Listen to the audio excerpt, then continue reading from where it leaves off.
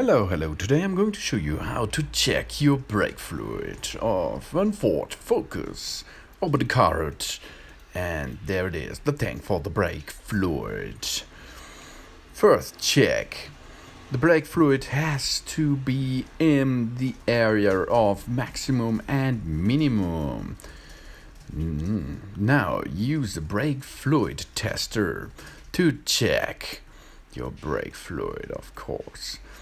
Okay, now open the tank cover by rotating it left turn and extract the inner parts and take care to enter some water in this liquid. This is poison for this liquid because of.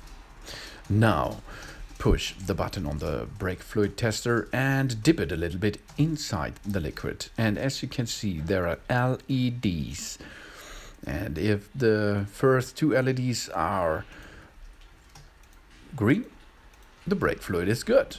And if the third or the fourth brake fluid LED check is then you have to replace the brake fluid.